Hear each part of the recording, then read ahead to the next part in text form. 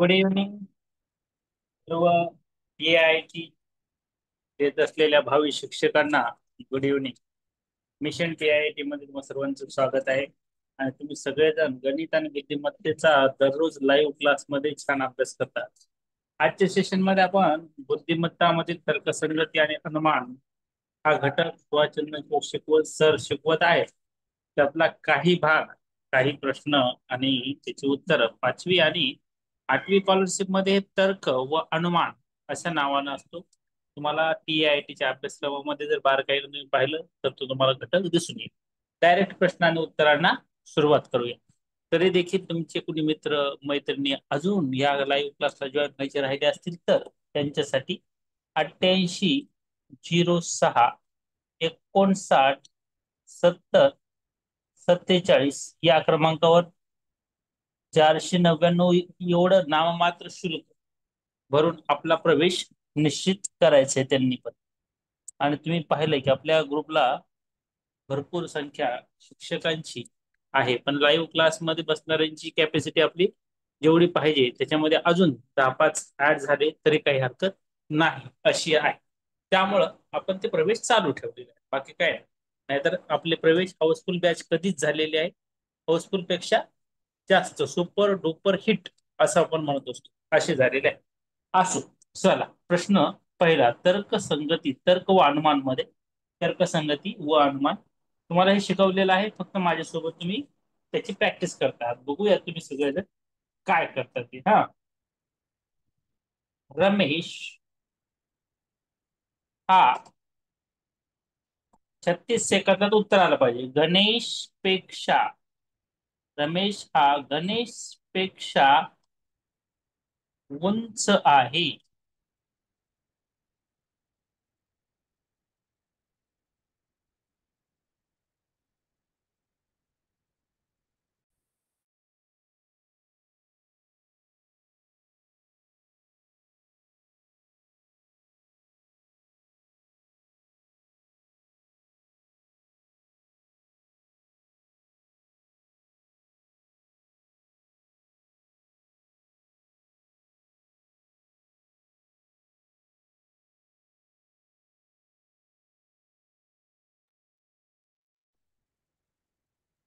Check करा एकदा, परत स्क्रीन चेक करा, बघा दिसते व्यवस्थित.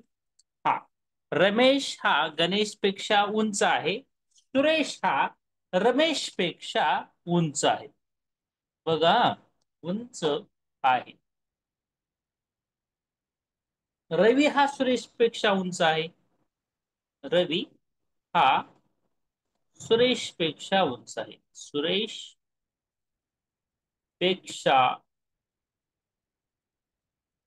उंच आहे. तर सर्वात उंच कोण, सर्वात उंच कोण आहे? लगेच 4 पर्याय देतो, तुम्ही लगेच उत्तर सांगायचे. पर्याय झाले की लगेच उत्तर आलंच पाहिजे. 36 सेकंदात वाचायचा पण प्रश्न आहे, उत्तर पण द्यायचे. 36 सेकंदापेक्षा जास्त वेळ झाला. 1 रमेश, 2 सुरेश, 3 गणेश आणि 4 रवी. काय उत्तर आहे बघा बरं, ऑप्शन सांगा. यस, पब्लिक केल्यास काय होतंय, उत्तर एकमेकांचे बघून पण सांगू शकतात रे. असे पण होते का नाही? सगळे हुशार आहेत तुम्ही, समजून सांगायची गरज आहे का आता? काय नाही. बर, तरीही आपण काय करूया, हे सोपच असतं. फक्त ते वाचन असे प्रश्न जास्त येतात बरं का, सोपे. परंतु एकदा सांगतो, अशा वेळेस फक्त रेषांचा खेळ असतो. काय करायचं बघा, रमेश हा गणेश पेक्षा उंच आहे, म्हणजे एक गोष्ट तुमच्या लक्षात आली की रमेशचं हे आर, रमेश मोठा आहे कुणापेक्षा? गणेश पेक्षा. थोडं अंतर ठेवायचं बरं का, कधी पण मागे पुढे कुठेही रेष मारत असताना. आणि हा छोटा आहे कोण? गणेश. कुणापेक्षा? रमेश पेक्षा. हा झाला गणेश. दोघ जण झाले. सुरेश हा रमेश पेक्षा उंच आहे, म्हणजे हा सुरेश पण आहे ना, तो या रमेशपेक्षा उंच आहे. म्हणजे काय, हे अलीकडल्या बाजूला लिहूया, इथं लिहूया. त्याला जरा कमी करूया. रमेशपेक्षा कोण उंच आहे? सुरेश. पुन्हा सुरेश जरा वर घेऊया, हा सुरेश इथे. आणि त्याच्या पुढची ओळ म्हणते रवी हा सुरेश पेक्षा अजून उंच आहे. म्हणजे काय, सुरेशच्या अलीकडल्या बाजूला आपल्याला पुन्हा एक रेष मारावी लागेल, ती रवीची. वेगळ. चल, आता काय करूया, हे सगळं मोडूया. 4 नंबरचा ऑप्शन होता तुमचा, आणि मग ही रेष मारली रवीची. झालं. सगळ्यात उंच रवी, नंतर सुरेश, नंतर हा रमेश. रमेश. रमेश. आणि सगळ्यात छोटा हा गणेश. झालं. इतकं साधं सरळ आणि सोपं होतं. चला, येतंय तुम्हाला. नाही आलं, कन्सेप्ट क्लिअर नाही झाली, की मला डाऊट म्हणून टाका, तिथं चॅट बॉक्सचा वापर करूया. सांगा पटापट. तुम्ही तसे हुशार विद्यार्थी आहात, तुम्हाला हे या गोष्टी वाचल्या वाचल्या लगेच लक्षात येतील, इतक्या सोप्या आहेत बरं का. चला, प्रश्न दुसरा. तर्क आणि संगती. थोडस थोडस विचार करायला लावणार, जास्त नाही बरं का. जर जर हा झालेला प्रश्न आहे बरं का तुम्हाला, मी सुहास सरच्या तासिकेमध्ये बसलेलो होतो. खुर्चीला टेबल म्हटले, फक्त थोडस गुगली असते, छोटीशी असते, पण त्याच्यामुळे कन्फ्यूज होतं. टेबल म्हटले, टेबलला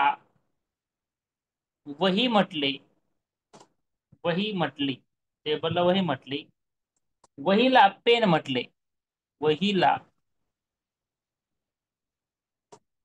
पेन म्हटले. ते लिहित असतानाच विचार करायचा बरं का, कोणाला काय म्हणायला लागले, आणि लगेच उत्तर लिहायचं. व पेनला खोड रब्बर, खोड रब्बर म्हटले, म्हटले. आता प्रश्न तिथून पुढे. तर आपण लेखन कशात करू? बघा, शब्द खूप महत्वाचे असतात बरं का. एक, वहीत करू. दोन, पेनात करू. तीन, पुस्तकात करू. आणि चार, खोडरबरात करू. ऑप्शन सांगा, 1, 2, 3, 4. तर आपण लेखन कशात करू?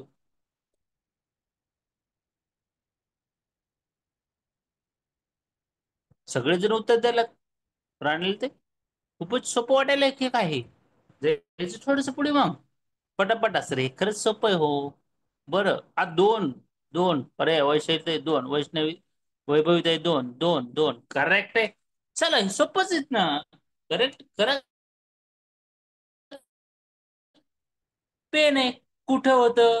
वहीला पेन म्हटले. आपल्याला लिहायचं कशात आहे? वहीत आहे. म्हणजे वहीला काय म्हटलंय? पेन म्हटलंय. उत्तर होतं पेन. करेक्ट सांगितलंय. सोपच होतं. मला पण माहित आहे, हे तुम्हाला उत्तर तितक्याच फास्ट एका विथिन सेकंदामध्ये येणं अपेक्षित होतं. बघूया, पुढे जाऊया, अजून प्रश्न बघूया. हा, सोपं सोपं आणि विथिन सेकंदात येणार. हा, बघूया. आंबा केळीपेक्षा, आंबा केळीपेक्षा स्वस्त आहे. स्वस्त आहे. बुद्धीला चालना देणारे असतात बरं का हे. केळी, केळी सफरचंदापेक्षा पेक्षा महाग आहे. महाग आहे. केळी सफरचंदापेक्षा महाग झाली बघा उदाहरणामध्ये बरं का. तर सर्वात महाग फळ कोणते? एक, सोपे सर, हे आम्हाला येते. फळ आंबा. दोन, केळी. तीन, सफरचंद. आणि चार, आंबा व सफरचंद.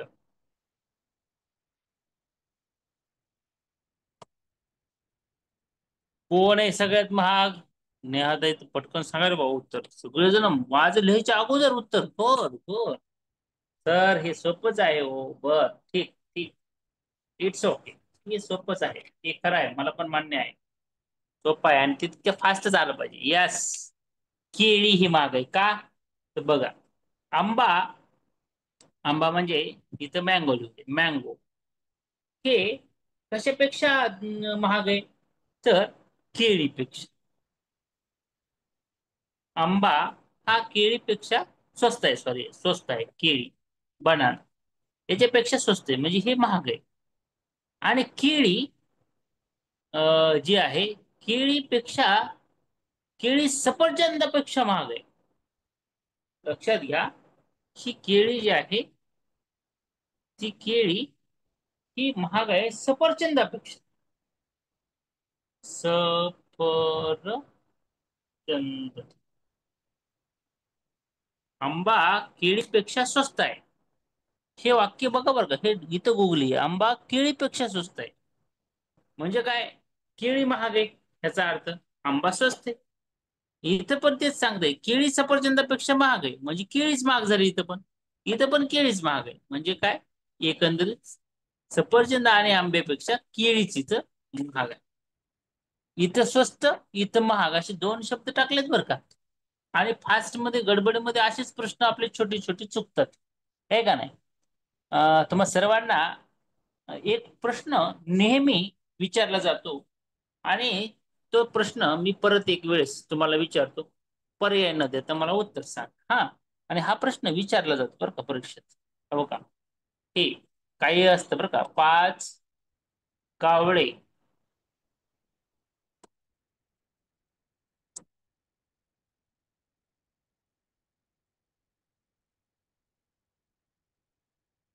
बरोबर होतं. परत लिहितो, छान. पाच कावळे, पाच बगळे, पाच मिनिटात खातात, तर एक बगळा मासा करू ना. पाच कावळे, पाच मासे, एक कावळाच करू, बगळा कॅन्सल, हा. कावळा करू. एक कावळा, एक मासा किती मिनिटात खाईल? सांगा बरं.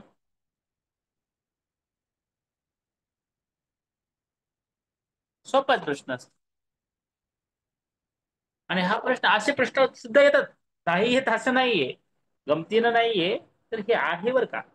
आणि पटकन काय उत्तर येतं? पाच बगळे, पाच मासे 5 मिनिटात खातात, तरी एक बगळा एक मासा एका मिनिटात खायला, असं उत्तर येतं आपलं.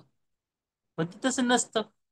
किंवा असं म्हटलं जातं की एक कपडा वाळण्यासाठी 1 मिनिट लागतो, तर पाच कपडे वाळण्यासाठी किती मिनिटं लागतील? पाचच. एक कपडा वाळायला 5 मिनिट लागतात, तर पाचच लागतील ना, पाच कपडे कपडे वाळायला पण. तसं ह्या बगळ्यांचं उदाहरण असतं, गमतीनं दिलं जातं, सोपं असतं. पाच कावळे, पाच मासे 5 मिनिटात खातात, तर इथं एक मासा, एक कावळा एक मासा किती मिनिटात खाईल? तर पाच. सर मी लेट झाले का? लेट झालेल्यांना एक्सक्यूज नाही, रेकॉर्डिंग बघा नंतर. हे अशा प्रकारचे देखील उदाहरणं येतात. आणि हे उदाहरण बऱ्याच जणांचं चुकतं. आता बगडे असतात, कुठं कावळे असतात, कुठं वाघ असतं, शेळी असते, मेंढी असते, काय काय असतं, बरंच काय काय असतं. कसं काय पाच येईल? हा बघा, काजल ताईला कसा प्रश्न छान पडला बरं. आता काजल ताई, परत लिहू का एकदा बरं? आता हे लय खूप मजेशीर आहे बरं का. काजल ताईंचं माईक चालू करू, हा. काजल ताई काय म्हणेल बघू. काजल ताईला का असं वाटलं ते तरी विचारू.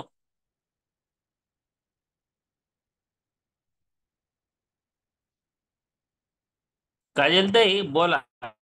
लक्षात आलं नाही का? नाही सर. बर.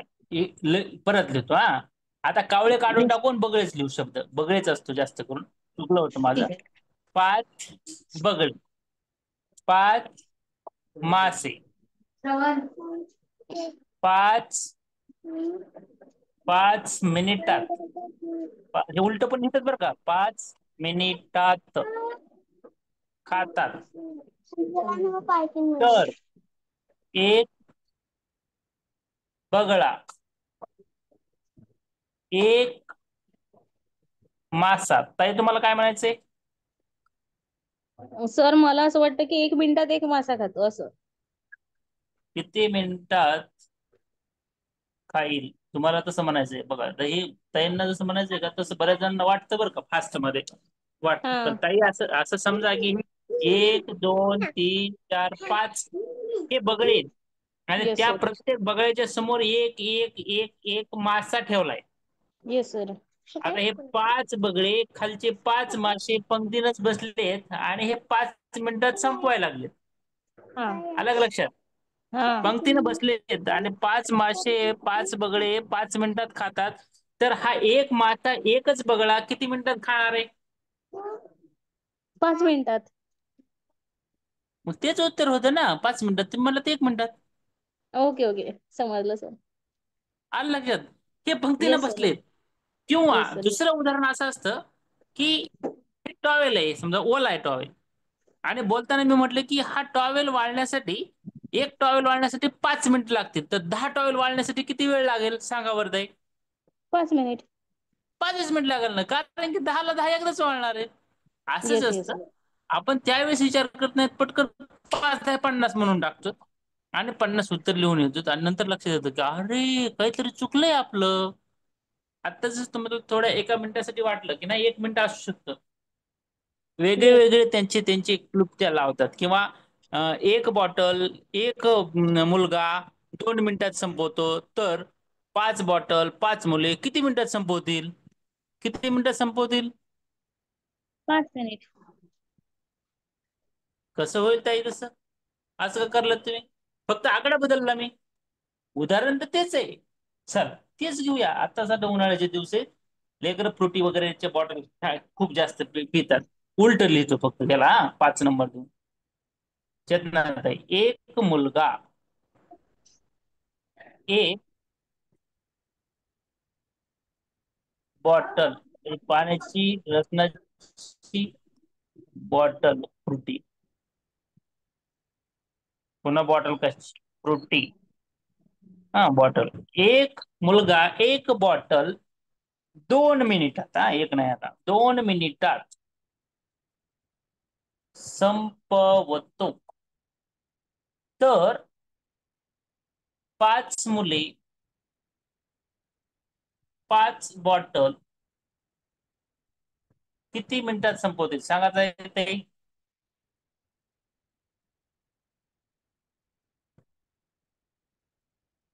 चेतनाताई,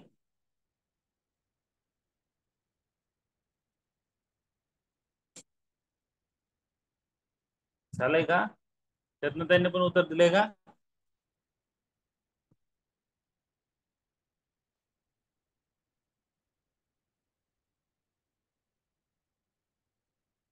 चेतनाताईचे लक्षात आले. It's okay. Yes yes yes yes. 2च मिनिटात. एक मुलगा एक बॉटल 2 मिनिटात संपवतो. तर 5 बॉटल 10 मिनिटात नाही संपवणार आणि 5 मिनिटात नाही संपवणार. 2च मिनिट लागणार, कारण की 5 जण 5 बॉटल सोबत आहेत आणि ते फ्रुटी बटाबटा पटापटा टाकायला लागले. एका मुलाला 2 मिनिट लागलेत, सगळ्यांना 2च लागणार आहेत. 2 गुणिले 5 दोन्ही 10 होणार नाही. आलं लक्षात? चला. पण सर, मॅथमॅटिकली जर कॅल्क्युलेशन केलं तर आन्सर वेगळं येईल ना. तिथं प्रश्नात काय विचारलं हे पण महत्वाचं बरं का. मग या 5 मुलांचा मिळून वेळ किती मिनिटं होईल? तर मग 2 गुणिले 5 10 मिनिटं होईल. पण 5 मुलं आहेत, सोबतच बॉटल घेऊन बसलेत, तर किती वेळ लागल 5 मुलांना? 2च मिनिटं लागल. 2 मिनिटात 5 लोक काम करतात, सोबत करायला लागलेत. थांबू थांबू करत नाहीत. मॅथमॅटिकली मुद्दाम गुगलीचेच प्रश्न असे असतात. आणि हा प्रश्न ना एमपीएससी ला पण विचारला गेलेला आहे. काही जण म्हणतात युपीएससीला पण विचारला गेला ते बगड्याचा वगैरे. पण हे एवढं तर खरं आहे, शिष्यवृत्तीला मात्र हा प्रश्न विचारला गेलेला आहे. मला पक्क माहित आहे. त्याच्यामुळं अशा प्रकारचे सोपेच असतात प्रश्न. बरं आता चला जाऊ दे. थोडस अजून थोडस सोपच, थोडस पुढे जाऊ, की सोपच आहे पण अजून पुढचं बघूया थोडस उदाहरण. हा, 5 झाले. अजून कोणाला काय याच्यावर डाऊट असेल तर मला तुम्ही विचारू शकता. अशी खूप उदाहरणं आपण मनाने तयार करू शकतो, आहे का नाही? किंवा तुम्हाला पण तयार करता येतील. असो, पुढचा प्रश्न छोटा, सोपा आणि महत्वाचा प्रश्न. हा प्रश्न थोडासा थोडा विचार करायला होतो, जास्त नाही. समोर, आता हे आत्मकथन असतं बरं का. समोर दिसणाऱ्या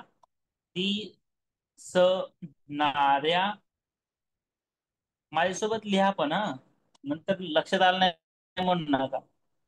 समोर दिसणाऱ्या मुलीकडे बघून, मुलीकडे बघून वैभव म्हणतो की, बघा, हिचे वडील हिचे वडील हिचे वडील माझ्या आईला आई म्हणतात. हे डोकं खातं बरं का. आई म्हणतात.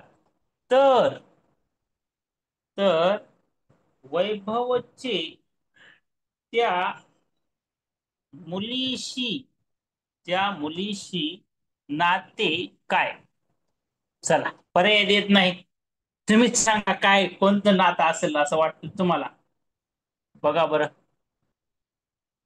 वैभवचं त्या मुलीशी नातं काय? परत वाचतो, दम्माने वाचतो, तोपर्यंत लक्षात येईल.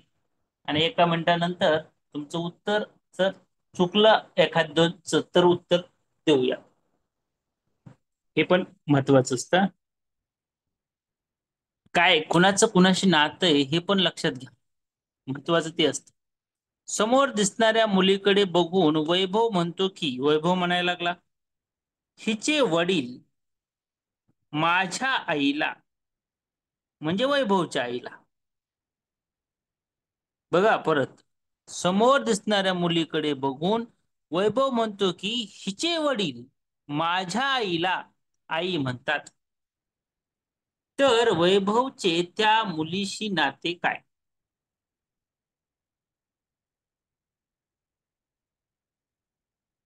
मुलीशी नाते, मुलगी कोण आहे त्याची? एक, त्या मुलीचे कोण होतात ते? काका. दोन, पुतणी. तीन, बहीण. आणि चार, मामा. आता तुम्ही काका आणि पुतणीचं नातं आहे हे ओळखले बऱ्याच जणांनी बरं का, छान आहे. मग ह्यातलं काय? तर ते वैभव, त्या मुलीची नातं काय, तर ती मुलीचे वैभव हे काका होत. बघा, परत सांगतो, वैभव ज्यांना आई म्हणतो तिलाच त्या मुलीचे वडील देखील आई म्हणतात. म्हणजे वैभव आणि ह्या मुलीचे वडील भाऊ भाऊ आहेत, इतकं तर खरं आहे. म्हणजे काका आहेत वैभव कुणाचे? त्या मुलीचे. मग त्या मुलीशी नातं काय? तर त्या मुलीशी नातं मुलगी पुतणी आहे, पण वैभव हा काका आहे. विचारताना काय विचारले? मुलीशी नाते काय, म्हणून नाते काका. वैभव कोण आहे? तर काका. ती मुलगी कोण आहे? पुतणी. मुलगी कोण आहे? पुतणी. वैभव कोण आहे? वैभवचं नातं काय? काका या अर्थानं. मुलीचं वैभवशी नातं काय? पुतणी. ती त्यांची पुतणी आहे. वैभव हा काका आहे. उत्तर ह्या पुस्तकामध्ये गव्हर्नमेंटनं दिलेल्या काका आहे. सोपंच असतं. चुकतं कुठं? इथं. म्हणजे काल तुम्हाला शिकवले असेल सरांनी की हा शी कोणाचे नाते कसे आहे हे दाखवण्यासाठी शी, मुलीशी, वैभवचे, इंग्लिशमध्ये ते आम्ही खूप सांगत असतो. ह्याच्याकडे लक्ष द्या, मग तुमच्या ते लक्षात येईल. असं मला वाटतं बरं का. चला, अजून असं एक छोटा छोटा सोपा प्रश्न नातेसंबंधावर तुम्हाला येत असलेला सगळ्यात महत्वाचा. हा, सोपा असलेला. सात झाले, सहा सहा झाले ना, सातवा. माझ्यासोबत लिहा पण, हा सोपा घे, छोटा घे. अनिताचे बाबा, अनिताचे बाबा सीमाचे मामा आहेत. सीमाचे मामा आहेत. आहेत. तर सीमाची आई अनिताची कोण? अनिताची कोण? पर्याय पण देतो लगेच. पर्याय द्यायच्या अगोदर उत्तर सांगू नका. मावशी, दोन. आत्या, तीन. काकी आणि मामी. काकी आणि मामी. सोपं आहे, लय सोपं. एकमेकाची उत्तर बघून सांगू नका पण.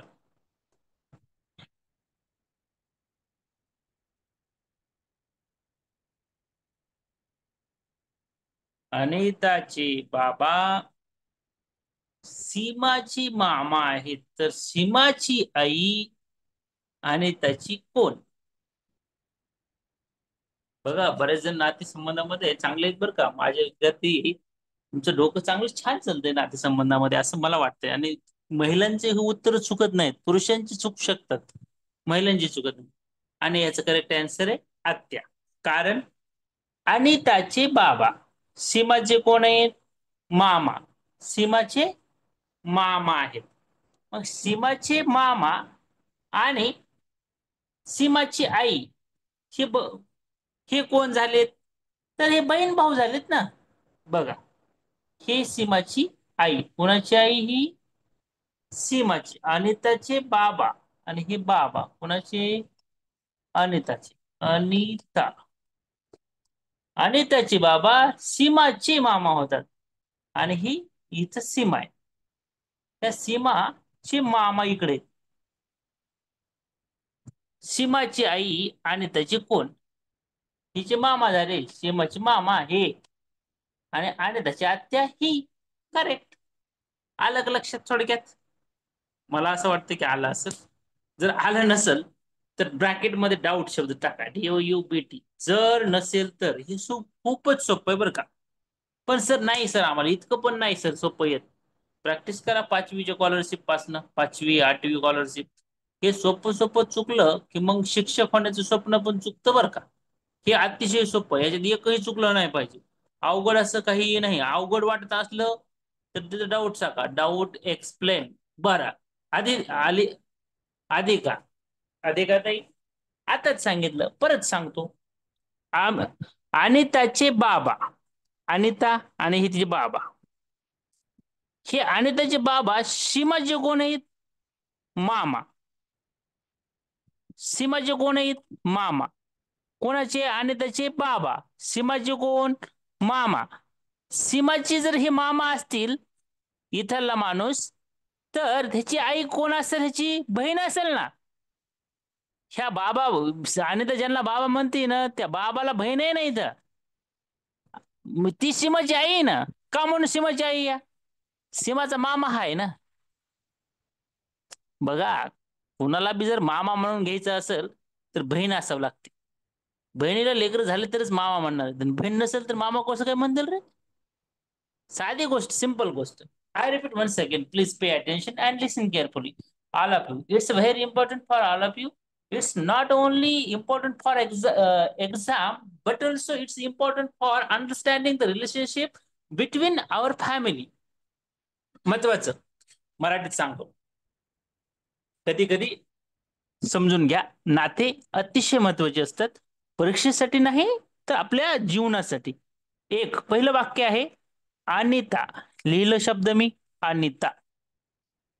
अनिताचे बाबा, जरा डोक्यावर लिहू, अनिताचे बाबा. इथं आलं अनिताचे बाबा. सीमाचे मामा आहे. ही सीमा इकडल्या बाजूला लिहितो मी इथं, सीमा. ह्या सीमाचा मामा कोण आहे? हा आणि त्याचा बापच आहे मामा. आलं इकडं मामा. आता याला जर मामा व्हायचं असेल तर इथं ते बहीण असली पाहिजे ना. आणि ती बहीण, याची बहीण म्हणजे त्या सीमाची आई आहे ना. आलं एक लक्षात बघा इथं. ज्यांच्या लक्षात आलं की सीमाची आई आणि अनिताचे बाबा बहीण भाऊ आहेत, त्यांच्या लक्षात लगेच येतं की ह्या अनिताची आत्या ऑटोमॅटिक ह्या सीमाची आई होते. सीमाची आई अनिताची आत्या आहे आणि अनिताचे बाबा सीमाचे मामा आहे. Yes sir, understand. आधी का ताईला समजलं बाबा. चला, झालं म्हणजे सार्थक झालं. मी रिपीट केलेलं सार्थक झालं माझं. ओके. तर हे साधं गोष्ट आहे आणि खरं सांगू का, लय नात्यांमध्ये लोचा होते ह्या दिलेल्या रिलेशन मध्ये. सोपच असते. ज्याला कळतंय का ते म्हणते लईच सोपं आहे, आणि ज्याला कळत नाही का ते म्हणते सर किती बी डोकं खाल्लं तरी नातेवाईक काही मला समजत नाहीत. आत्या कोण, मावशी कोण, काका काय म्हणतायत असं सरळ सरळ कळतं. पण हे असं कळत नाही, वाकड तिकडं झालंय. वाकडं तिकडं नाही कळत आम्हाला. तुम्ही सरळ म्हणा ना मग. अगोदर आणि त्याचे बाबा आणि सीमाची आई हे बहीण भाऊ आहेत इतकं एक्सप्लेन करून सांगा, नंतर मग विचारा अनिता आणि सीमाच्या आईचं नातं काय, मग सांगतात आम्ही आत्या आहे मग. तितकं सोपं करून नाही सांगत, असंच दोन ओळीत लिहितात. आणि ते रीड बिटवीन द लाईन, त्या लाईनीच्या मध्ये काय तर लिहिलेलं असतं ते हे असंच लिहिलेलं असतं. नातं इथून इकडलं दिलंय, इकडून इकडलं तुम्हाला सांगायचंय. आणि इथली व्यक्ती दिलीच नाही, ही मांडायची तुम्हाला. काल्पनिक आहे कसं. सीमाचा मामा हा असेल तर ह्या मामाला बहीण असल्याशिवाय ही सीमा याला मामा कशी म्हणेल. आणि ही त्याची बहीण म्हणजे हिची आई आहे. इट्स ओके, चलो आगे बढ़ेंगे और पढ़ेंगे. सोपं सोपं हा. महत्वाचं. आणि हे तर्कसंगती व अनुमान हा चॅप्टर आहे. परत एकदा लक्ष द्या बरं का, अभ्यास आपण काय करतो आहोत हे आपल्या डोळ्यासमोर नेहमीच. माझं तर म्हणणं आहे तुम्ही एक दोन प्रिंट काढून घ्या सिलेबसच्या. हो का. ह्या सिलेबस मध्ये बुद्धिमत्ता या घटका अंतर्गत आकलन, वर्गीकरण, समसंबंध, क्रमश्रेणी आणि मी आता शिकवत आहे तर्क व अनुमान. तर्क व अनुमान नंतर कूट प्रश्न आहेत, सांकेतिक भाषा, लयबद्ध मांडणी. याच्यात उपप्रकार कोणते येतात तर हे सगळं सविस्तर मी माझ्या एका लेक्चर मध्ये तुम्हाला सांगितलंय. काळजी करू नका, 10 तारखेपर्यंत फॉर्म भरणं चालू आहे. माझी पण काही कामं चालू आहेत. माझं काम झाल्याच्या नंतर संध्याकाळचा वेळ 8:30 ते 10 हा सोडून इतर वेळेत, दुपारच्या किंवा सकाळी सकाळच्या वेळेत मी तासिका एक्स्ट्रा मध्ये घेणार आहे. आणि ते पण बुद्धिमत्तेवरती घेणार आहे. 5वी आणि 8वी बेसिक जे असतं ना, आता जसं शिकवायला लागलो तसं सोपं सोपं पण महत्वाचं त्याच्यावर घेणार आहे. आणि याच्यावर स्कोअर तिथंच आहे तुमचं सगळ्यांचं. चला, पुढचं घ्या बरं उदाहरण. जास्त बोलू नका. आता तुम्ही विचार करून मला सांगा, नाही समजलं तर पुन्हा डाऊट असा शब्द सांगा. लाजू नका. लगेच इथं फास्ट लय पळायचं नाही. भिंतीवरील फोटो दाखवत, फोटो दाखवत तनुजा तनुजा म्हणाली. काय म्हणते बर तनुजा, बघूया. तनुजा म्हणाली, ही मुलगी माझ्या माझ्या बहिणीची माझ्या बहिणीची माझ्या बहिणीची मुलगी आहे. बघा, असं म्हटलं की आपल्याला आपली मावशी आठवली पाहिजे, आहे का नाही. आपली मावशी काय म्हणायला लागली की ही मुलगी माझ्या बहिणीची मुलगी आहे. ही असं कोण म्हणू शकते. मावशीच म्हणणार ना, किंवा मामा म्हणणार. भिंतीकडे फोटो दाखवत तनुजा म्हणाली, पण तनुजा ही मुलगी आहे ना, म्हणजे ही मावशी आहे. आणि ही मुलगी माझ्या बहिणीची मुलगी आहे. म्हणजे तनुजा कोण आहे त्या मुलीची फोटोतल्या. सरळ सरळ मावशी. बघा प्रश्न काय विचारलाय, मग उत्तर तर मी सांगितले की तुम्हाला. बघा काय म्हणते तर. प्रश्न बघा तरी. ती ती फोटोतील मुलगी तनुजाची तनुजाची कोण?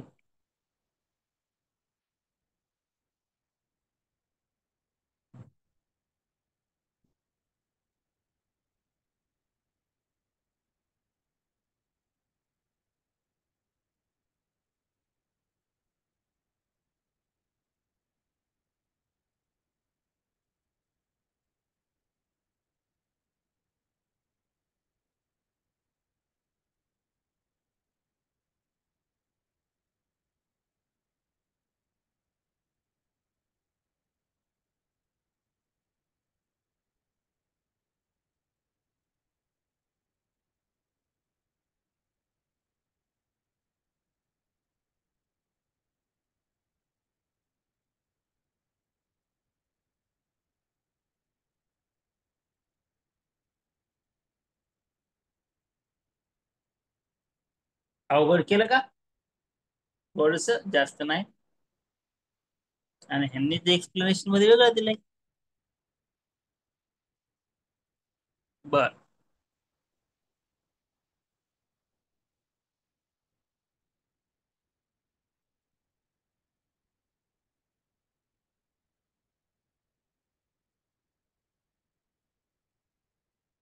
बहिणीच्या मुलीला पण भाचीच म्हणतात बरं का.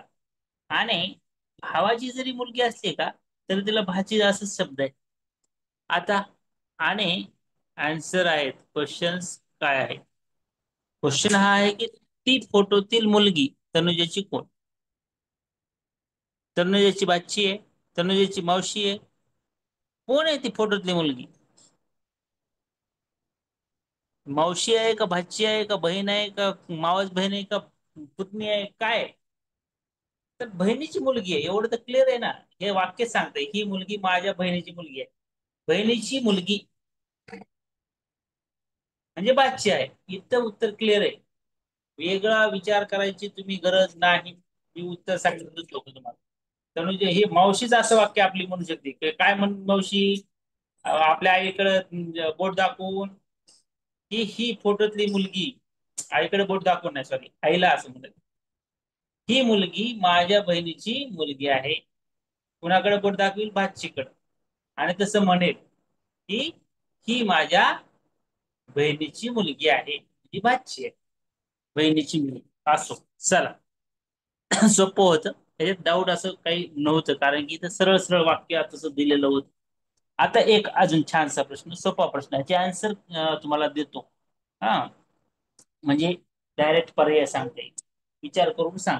सोपा असणार आहे हा, पण थोडस डोक्याला ताण देतं. अजित सूरजला म्हणाला, अजित सूरजला म्हणाला, सूरजला म्हणाला, म्हणाला, अजित सूरजला म्हणाला, तुझे बाबा.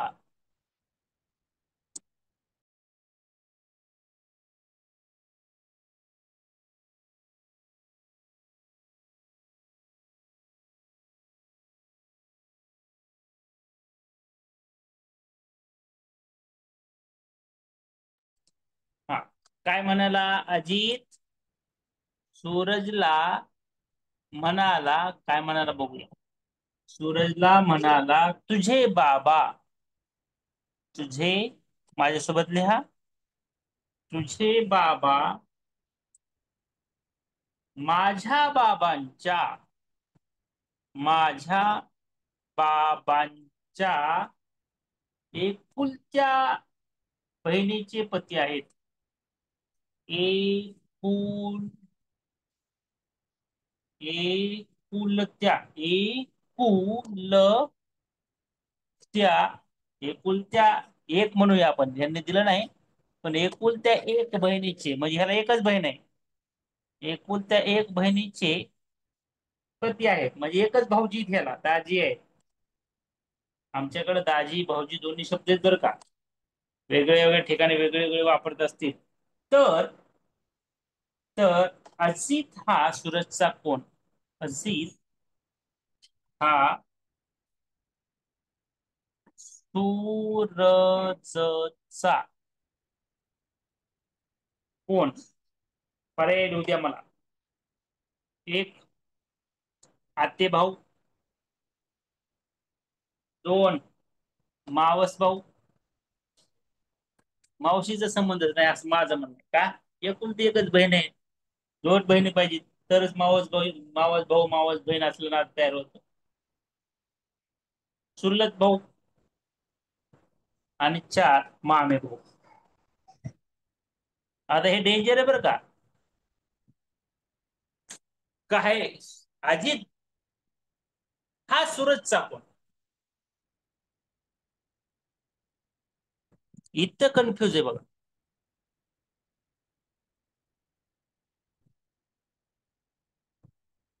इथलं सांगा. पर्याय एक दोन तीन चार. स्वातीताई, एक दोन तीन चार.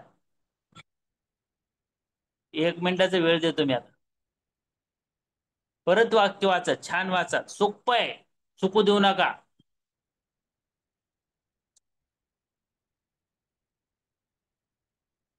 बघा, कोणी म्हणते आत्ते भाऊ, कोणी म्हणते मामा भाऊ.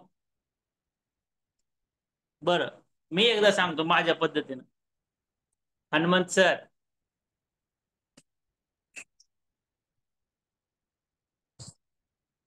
सुहासिनीताई, आत्ते भाऊकडे चालेल बाबा, काय करा मी सांगतो.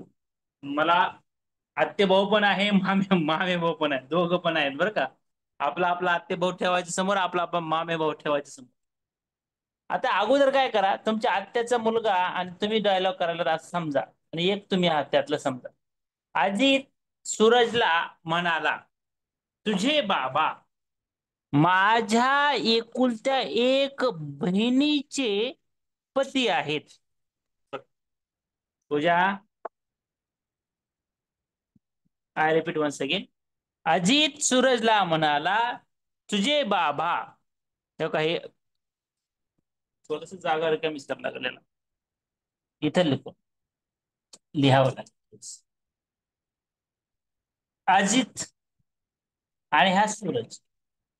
सूरजला म्हणाला, तुझे बाबा म्हणजे सूरजचे बाबा. हा सूरज. हा अजित सूरजला म्हणाला, तुझे बाबा माझ्या बाबांच्या. आता ह्याचे बाबा कुणाचे? अजितचे बाबा.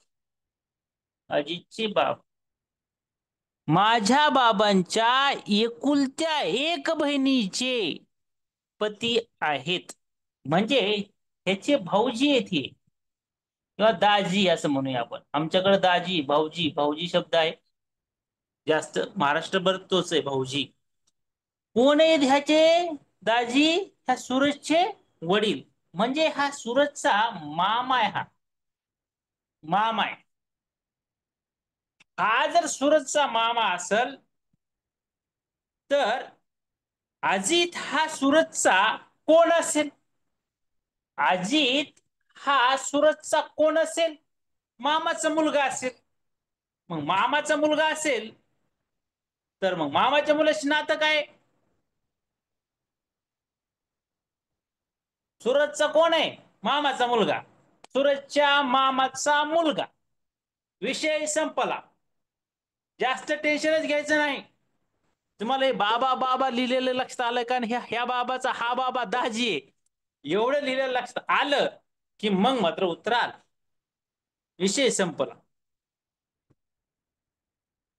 अजित सूरजचा, सूरज अजितचा नाही. मग आत्ते भाऊ येतो तो. याचा आत्ते भाऊ कोण? सूरज. सूरजचा मामे भाऊ कोण? अजित. अजितचा मामे भाऊ नाही, अजितचा आत्ते भाऊ. या ह्याची बायको जी आहे ना, यांची बायको म्हणजे ह्याची बहीण आहे ना, ही बहीण इकडे दिली, ती झाले भाऊजी. इकडे बहीण गेल्याशिवाय झाले नाहीत ना. मग याची बहीण जर इथं असेल, तर मग ह्याची आत्या नाही इथं, आणि हा आत्याचा मुलगा आहे. हा म्हणजे हा आत्ते भाऊ याचा. बघा काय लक्षात आलं का? नसेल आलं तर डाऊट शब्द टाका, परत एकदा सांगतो. डाऊट शब्द आला तर टाक सांगतो, नाही तर काय सांगायची गरज नाही, असं मला वाटतं बरं. कारण की नाते सोपंच असतं. पण काही जणांना तुम्हाला म्हटलं तसं ज्यांना येतंय ना त्यांना सोपं वाटतंय. आता मला मावशी सक्की नाही पण चुलत का असं ना, पण सक्की मावशी सारखीच आहे ना माझी चुलत मावशी. मामा पण आहेत, आत्या दोन दोन आहेत, काका दोन दोन आहेत. मला नाते समजायला थोडं बरं जात. म्हणजे आत्या बी आहे, मावशी आहे, काका आहेत, एक एक नाही तर दोन दोन आत्या, दोन दोन काका. मग समजायला बरं जाते. अलग लक्षात. मामा एकच हा, चुलत मामा चार, झाले पाच, पाचला पाच मामा आणि एक मावशी असं म्हणत असतं. ओके सर, चला पुढे जाऊया, जाऊयात, जाऊयात. ओके, चलो आगे बढ़ेंगे और पढ़ेंगे लास्ट. छान क्वेश्चन तुमच्याकडे. 10वा प्रश्न, सोपा प्रश्न हा. 4 वर्षापूर्वी, 4 वर्षापूर्वी श्रेयाचे वय, माझ्या आवडतीचे प्रश्न आहेत ते, 12 वर्ष. 4 वर्षापूर्वी श्रेयसचे वय 12 वर्ष होते. तर आणखी, आणखी, आणखी 3 वर्षांनी, 3 वर्षांनी, पर्यायाची गरज नाही असं मला वाटतं. आणखी 3 वर्षांनी तिचे वय किती होईल सांगा बरं. तिचे वय किती होईल, वय किती होईल. पर्याय देऊ का? बर देतो. 1, 15 होईल, 2, 16 होईल, 3, 19 होईल आणि 4, 20 होईल. काय होईल तुम्ही तुम्ही बघा आणि मला सांगा. सोपच सोपं आहे, किती पण सोपं. बरं, प्रियताई म्हणल्यात 15 होईल सर, 15. स्नेहाताई म्हणतात 19 करून टाकू. गायत्री ताई म्हणतात 1 नंबर सर, 1 नंबर करून टाकू. मजे आहे.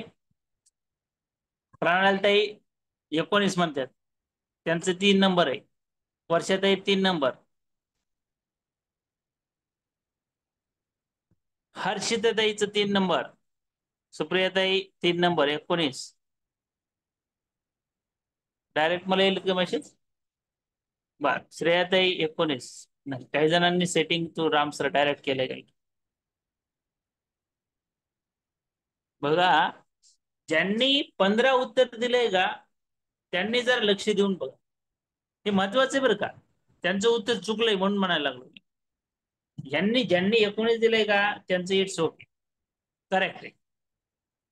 पण ज्यांचं 15 आलंय त्यांनी थोडस लक्ष द्या, समजलंय का बघा मी काय बोलतोय ते. हे उत्तर चुकलं होतं तुमचं का ते सांगतो. हे बघा, 4 वर्षापूर्वी श्रेयचे वय 12 आहे. म्हणजे आज नाहीये, 4 वर्षापूर्वी 12 होतं. म्हणजे ह्याच्यात 4 आता मिसळावं लागतील आणि आजचं वय काढावं लागेल. तिचं 16 निघालं. आज वय 16 आहे आणि ह्याच्यात 3 अजून मिसळायचे 3 वर्षानंतर. तिचे वय किती? 16 आणि 3, 19. It's okay, it's very easy for all. खूपच सोपं आहे बाळा. बाळांना नाही, तुम्ही बाळा नाहीत, तुम्ही भावी शिक्षक आहे. भावी शिक्षकांनो हे खूप सोपं आहे. तुम्ही जरा लक्ष द्या. याच्यात 100% असे प्रश्न असतात. आणि तुम्हाला परत सांगतो, लय अवघडात जाऊ नका. कारण 200 प्रश्न आहेत आणि त्यांना पण माहिती की 1 तास 20 मिनिटं वेळ आहे. म्हणजे 120 मिनिटं वेळ आहे आणि प्रत्येक प्रश्न सोडवायला फक्त 36 सेकंद इतका वेळ आहे. तुम्हाला हे प्रश्न वाचायला दोनदा जर वाचला का 36 सेकंद संपून जातील. काहीच वेळ नाही. तुम्ही बघत असाल की प्रश्न लिहायला आणि वाचायला खूप वेळ लागत असतो. तर वाचायला प्रश्न तुम्हाला 36 सेकंदात वाचून उत्तर काढायचंय. म्हणजे खूप अवघड नाही प्रश्न असणार, नसतातच. एकदा वाचले की पटकन यावं उत्तर. इतके सोपेच असतं.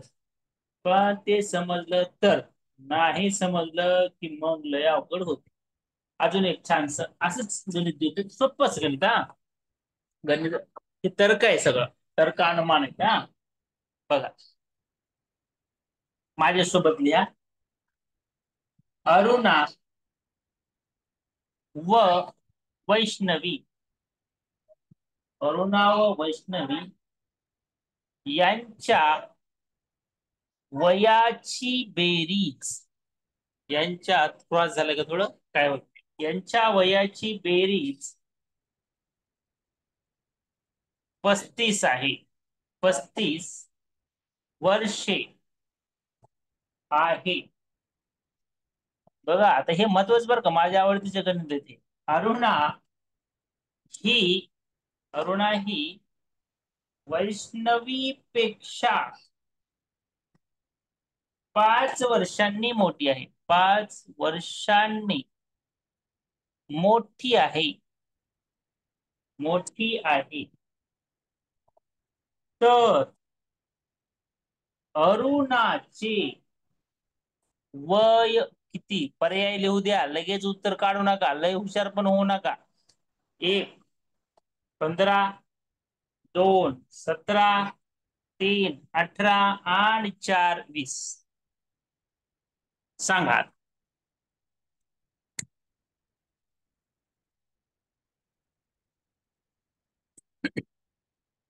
सोपं आहे, फायनल करून टाकू.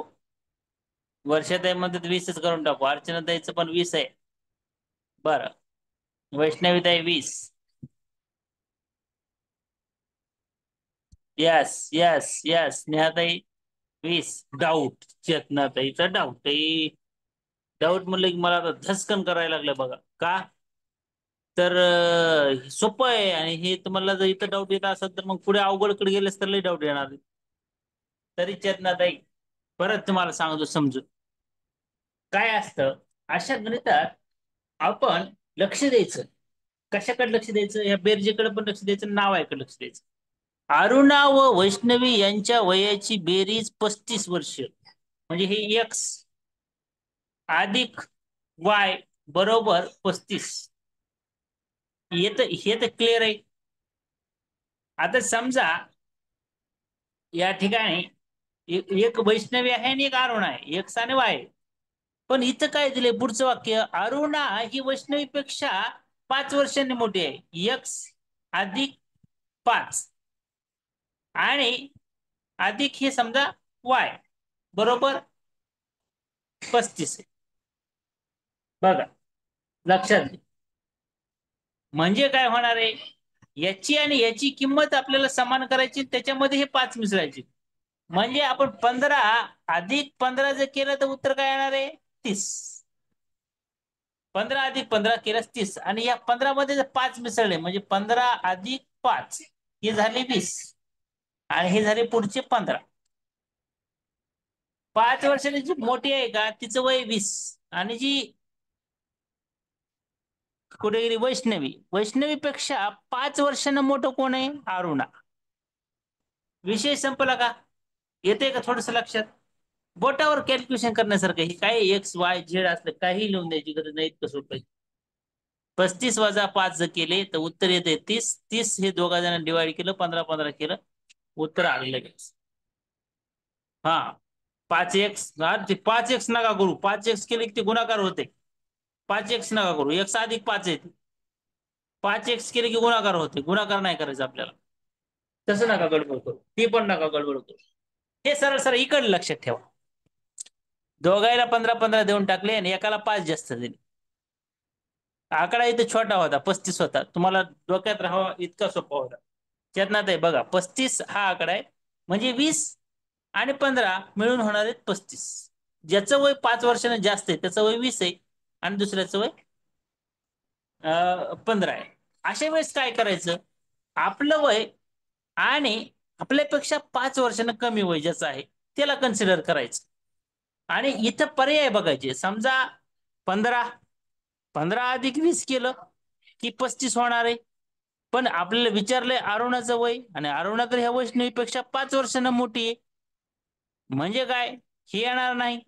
बर 17 आलं तर 17, आणि जर दुसरं कॅल्क्युलेशन केलं 17 आणि 18 25 व्हायला, म्हणजे 1 वर्षाचा फरक व्हायला. हे दोन आकडे येणारच नाहीत, येणार हे आणि हे. 20 आणि 15 35 येणार. मग आता हाय का हाय, तर इथं जास्त वय अरुणाच आहे. का, वैष्णवीपेक्षा अरुणा 5 वर्षांना मोठी आहे ना, म्हणून अरुणा मोठी आहे. इथल्या वाक्यात काय सांगितलंय ते बघा, वैष्णवी मोठी नाही, वैष्णवीपेक्षा अरुणा मोठी आहे. वैष्णवीपेक्षा अरुणा मोठी आहे हे लक्षात घ्या. बऱ्याच जणांना ते उलट वाटतं. उत्तर हे काढतात, ती चुकतं इथंच. छानसा प्रश्न. अजून असाच या वयावरचा प्रश्न. सोपा प्रश्न, महत्वाचा प्रश्न. हा प्रश्न जर सगळ्यांचा बरोबर आला तर काय ठीक आहे, नाही आला तर लय अवघड गोष्ट आहे. मग मात्र मला एक्स्ट्रा तास लगेच उद्यापासून चालू करावं लागते. याचा अर्थ असं होतंय बरं का, इतक्या फास्ट चालू करावं लागते. बेसिक आहे हा. गीताचे आजचे वय 10 जणांचे उत्तर मी घेणार आहे. 10 पैकी जर दोघांचे जरी उत्तर चुकून चुकले तरी देखील उद्यापासून तुमचा क्लास लावेल मी दुपारी. दुपारचा वेळ कम्फर्टेबल तुम्हाला का कोणता आहे ते मला एकदा सांगा. पर्सनल मेसेज करून सांगू शकता, चॅट बॉक्स मध्ये सांगू शकता. बेसिकचे दोघांचे 10 पैकी उत्तर चुकले तरी लावणार क्लास तुमचा. गीताचे मुद्दाम चुकवू नका फक्त. गीताचे आजचे वय 15 वर्ष. 15 वर्ष आहे. तर सुस्मिताचे आजचे वय आजचे वय 19 वर्ष. दोघांचे पण आजचेच वय आहेत बरं का, आहे. तर आणखी 5 वर्षांनी त्यांच्या वयात किती, उगली प्रश्न आहे, उगली, किती फरक असेल?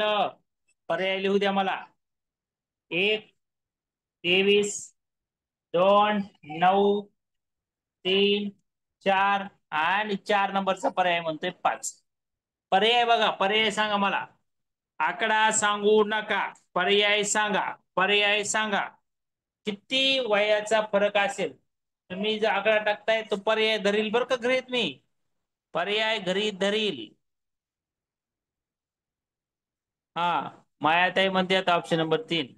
बर, पर्याय पर्याय सांगा स्वातीताई. पर्याय 1, 2, 3, 4. पर्याय स्वातीताई, पर्याय 23, 9, 4, 5. 1, 2, 3, 4. स्वातीताई म्हणते पर्याय नंबर 3 करून टाकू. ऑप्शन 3 ममता ताई चिमटे. Yes, yes, yes. 24 आणि 20, 4 वर्षाचं सर. बर.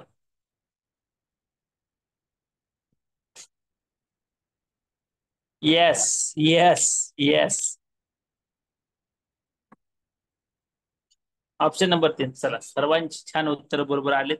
आपण एक्स्ट्रा तास तर लावणारच आहे तुमचा दुपारच्या वेळेत, पण लगेच उद्यापासून लावायची गरज नाही हे माझ्या लक्षात आलं. पण तुम्हाला खरं सांगू का, ह्याच्या पुढचं काहीच करायची गरज नव्हती आपल्याला. इतरलंच उत्तर होतं का, इतरलाच फरक काढायचा होता. 19 आणि 15 मध्ये कितीचा फरक आहे? 4चा. 10 वर्षांना बी एवढाच फरक राहणार आहे, 5 वर्षांना बी एवढाच त्यांच्या वयात फरक राहणार. ह्यांचा जन्म झालाय आता आणि ह्यांच्या वयात पहिल्यापासूनच 4 वर्षाचा फरक आहे. आता मरोस तर 4 वर्षाचाच फरक राहणार आहे. ह्याच्यात काही बदल होणार नाही. उग हे द्यायचं म्हणून दिलेलं असतं, टाइमपास आहे. आणखी 5 वर्षांनी त्यांच्या वयात किती फरक असेल? 5 वर्षानंतर नाही, तुम्ही 100 वर्षानंतर बी काढा त्यांच्या वयातला फरक. 4च वर्ष आहे. समजा आता माझी माझी जन्मतारीख आहे अमुक अमुक, समजा माझी 1988 आणि चेतनाताईची समजा 1992. ह्या दोघांच्या वयामध्ये 4 वर्षाचा फरक आहे. आणि 10 वर्षानंतर किती वर्षाचा फरक पडणार आहे? 4च वर्षाचा पडणार आहे. 5 कसा पडते? तर 10 वर्षानंतर 10 वर्षाचा फरक पडणार आहे. आमच्या दोघांच्या वयामध्ये नाही पडत. सोपं होतं, गुगली होती. उगं टाइमपास करायला लावतात काही वेळेस. वेळ खाऊ असतं. लवकर निर्णय घ्यावा, निर्णय क्षमता तपासता यावी, अशा छोट्या छोट्या प्रश्नातून हा उद्देश त्याच्या मागे असतो. बी पॉझिटिव्ह. इतकेच सोपे प्रश्न येतात कारण मी स्वतः परीक्षा दिलेली आहे. परीक्षा तुम्हाला सोप्याच प्रश्नांची असते, फक्त प्रश्न जास्त असतात, 200 असतात आणि 2च तास वेळ असतो. 120 मिनिटात व्हावं असंच असतं. काय उगच विनाकारण 180, 170 मार्क लोकांना पडत नाहीत. मी पण कधी कधी शिव्या द्यायचो त्यांना, जास्त खूपच जास्त पडलेत म्हणून, आणि मला 131च कसे म्हणून. पण असं काही नाही, ज्यांची निर्णय क्षमता जास्त चांगली आहे त्यांना मार्क्स पडू शकतात. कारण की ती फास्ट मध्ये वाचतात, त्यांना ग्रास्प होतं, एका सेकंदात उत्तर देऊन टाकतात. तसं गणित बुद्धिमत्ता माझं बरं होतं, चांगलं होतं म्हणायला हरकत नाही. त्याच्यामुळेच कदाचित चांगले बरे मार्क पडले असतील, मास्तर झालो असेल त्याच्यामुळेच मी. असो, ओरिजिनल मास्तर झालेलो आहेत परीक्षा देऊन. त्याच्यामुळं तुम्ही सर्वजण पण व्हावं अशी माझी अपेक्षा आहे. असो, अधिक सरावासाठी आपण उद्देशाला अजून अशी छान छान उदाहरणं घेऊया. आणि लवकरात लवकर शक्य होईल तितक्या एक्स्ट्रा तास तुमचा दुपारच्या वेळेत किंवा सकाळी सकाळच्या वेळेत लावण्याचा मी प्रयत्न करेन. आजच्यासाठी थांबूयात का? संध्याकाळी निवांत बसायला लागलो, तुम्ही खूप सराव घेऊया. पण उद्याच्याला गजानन कदम सर एक घेतील. हा, हाय सर, सुप्रियाताई. बरं, मग हे करू का जरा, रेकॉर्डिंग स्टॉप करतो ताई, आणि तुमचं डाऊट सेशन इथून पुढे 10 मिनिटं 15 मिनिटं तुम्ही म्हणता त्यावेळी मी घेतो. रेकॉर्डिंग स्टॉप करतो.